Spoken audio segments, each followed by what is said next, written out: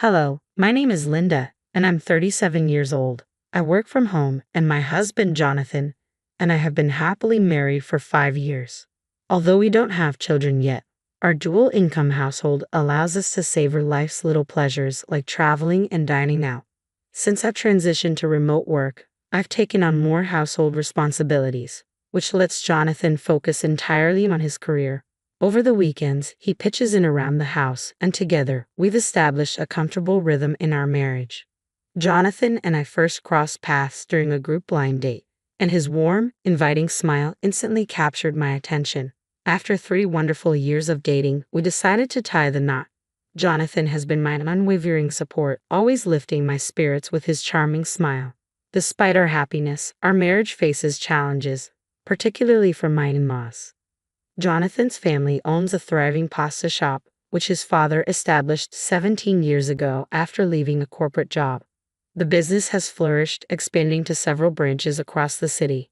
When I first met Jonathan's parents, they were dressed in flashy designer clothes, seemingly more focused on making an impression than showcasing their personal style.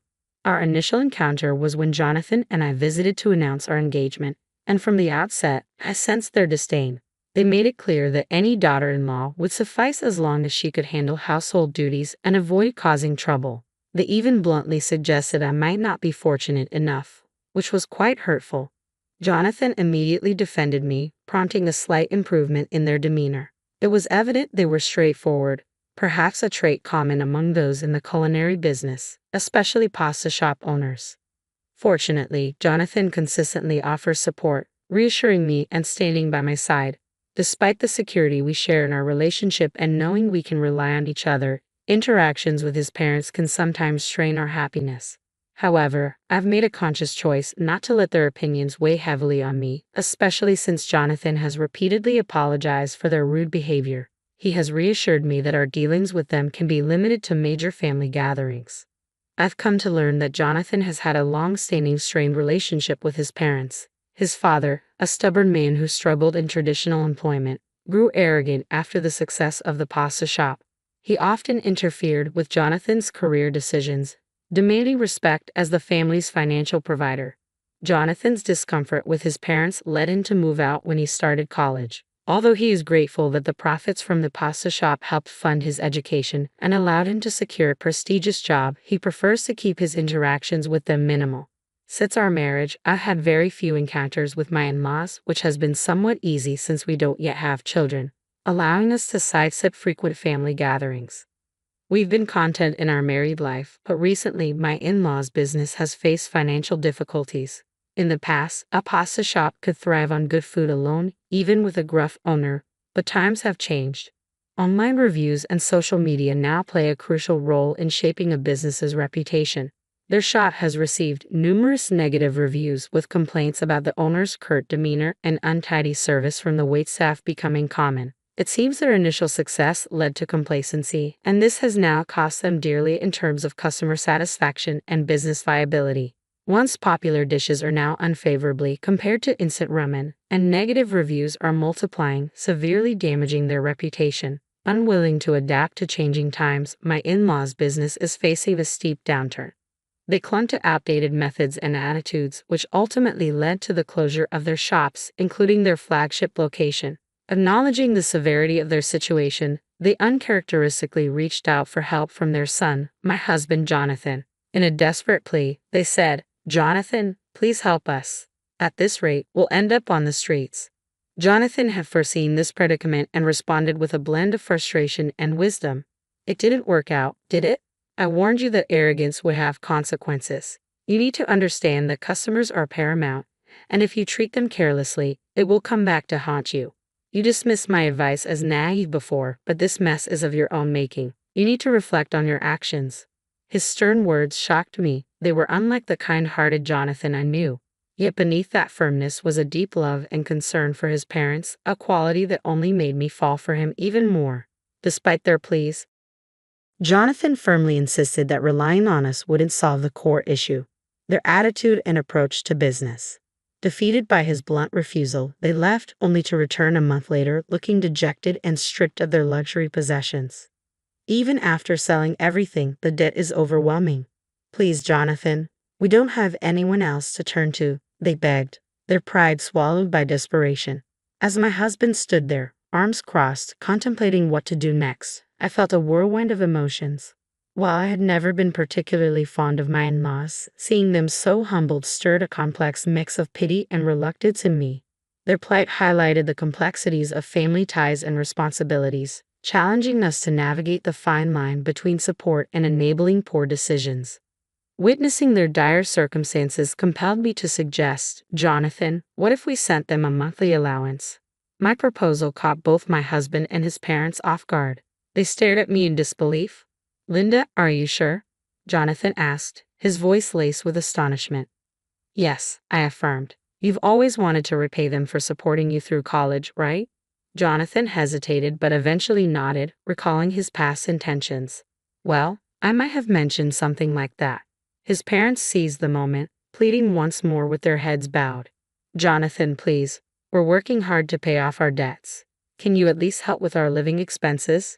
After a brief moment of contemplation, Jonathan agreed. Initially, he decided to transfer $3,000 monthly to them. However, sensing the urgency to help them stabilize and rebuild their lives, I suggested we consider adjusting that amount. Maybe we should increase it to $4,000 a month, Jonathan. He was hesitant at first, insisting that $3,000 was sufficient, but I pushed back, explaining that my career had blossomed beyond my regular job. Over the years, I had become quite adept at investing in stocks and real estate. I had accumulated significant wealth, enough to purchase luxury apartments and generate a substantial income from these rentals. Unbeknownst to my in-laws, my annual earnings had reached approximately $580,000, granting me considerable financial flexibility. I chose to keep these details private, especially from them, as I funneled a bit more money through Jonathan to support them. This was as much for his peace of mind as it was for their financial aid. During one of their visits, Jonathan's parents expressed their heartfelt gratitude.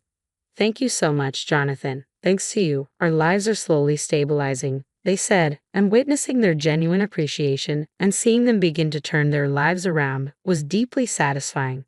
It underscored the impact of generosity and the importance of family support, even in the most challenging times. Jonathan's parents' gratitude initially made him visibly happy, and we both hoped it would motivate them to find jobs and start repaying their debts. However, a month passed and they still hadn't secured any employment. Soon, a more pressing issue arose. They began visiting our house frequently during the weekdays. Our food expenses are mounting, Linda. Could you possibly spare us something to eat? They would ask, starting to arrive around lunchtime. Initially, they would eat and leave. But lately, they had taken to lying on the sofa after meals and even requesting desserts. Feeling the strain on both our pantry and my patience, I decided to address the situation. Is this arrangement working for you, or would you like some adjustments? I inquired one day, my work beginning to suffer from their interruptions. I have work too, so I'd appreciate it if you didn't stay too long. I confronted my in-laws, explaining that their extended visits were increasingly compromising my professional responsibilities. They exchanged glances and laughed dismissively. Work? Aren't you always at home? If you're going to lie, at least make it more believable. They chuckled among themselves. It was clear that their long history in the food and beverage industry had left them unable to grasp the concept of remote work. I tried to explain it to them in detail. Remote work means I operate from home, using my computer to complete tasks just like I would in an office, I clarified, but they waved me off dismissively. We don't understand all this computer stuff, they admitted, showing no interest in understanding further. Despite my efforts to outline my busy schedule, they remained indifferent. Linda, we're out of tea. Hurry up and go buy some. Don't you have any snacks? Prepare some rice crackers or something, they demanded, as if my time was entirely free. Their criticism quickly turned personal and harsh. Such a useless daughter-in-law. For a housewife, you're inconsiderate, they accused. Oblivious to the impact of their words or the promises they made to find work and repay their debts. This situation highlighted the growing tension and a stark misunderstanding of boundaries and professional commitments within our family dynamics. Despite their assurances that they were earnestly searching for jobs, my in-laws continued to encroach on our home during the day, always ensuring they left before Jonathan returned from work. Perhaps they felt a twinge of guilt about relying on his financial support or wanted to avoid awkward questions about their job search progress. As I reached my breaking point, I finally asked, "Is this situation manageable or do you need any changes?" Even though I was contributing a significant amount of the money we were giving them, I couldn't understand why I deserved to be treated with such disrespect. One day, driven to the edge, I firmly told them, "Please leave now." They were shocked, clearly not expecting such a direct challenge from me. But their surprise quickly turned to anger, their faces flushing with indignation. "Who do you think you are, a mere wife giving orders to your husband's parents?" They snapped. "You're just a housewife dependent on Jonathan's income. How many times do we have to tell you we're not interested in your delusional stories about working?" They continued, their voices rising. I stood my ground, frustration and disbelief welling up inside me. "I'm not just a housewife. Enough with your outdated views," I retorted. With malice in their eyes, they shot back with a hurtful suggestion. "You should just leave this place."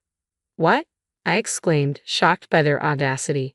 "That's right, it's because of you that Jonathan's remittance to us is so small. You know we're sending you $3,500 a month, right? What do you mean it's not enough?" They argued, clearly missing the point about financial responsibility. Their words left me speechless. It was evident they were the kind of people who would never see any amount of help as sufficient. Their sense of entitlement had blinded them to the reality of our efforts and the strain their demands were placing on our lives. As I stood there, stunned by their accusations, my in-laws glared at me with chilling disdain. "Hey, how long are you planning to stand there daydreaming? Pack your bags already. Don't you understand what we're telling you? You really are dense, aren't you? We're telling you to stop leeching off our son for money. Get lost, you parasite of a wife." They sneered venomously. Their words cut deep, and I realized that any further conversation would be futile. Resigned, I replied with unexpected calmness, "Understood. I'll pack my things and leave." To my surprise, my declaration seemed to stun them momentarily. They then smiled smugly, convinced they had won. "Now our lives will finally be secure," they chuckled among themselves. "If it was just the three of us, Jonathan and us, everything would have gone smoothly from the start." Ignoring their hurtful remarks, I began to pack my belongings, silently resolving to disappear as quickly as possible while watching them leave with looks of satisfaction.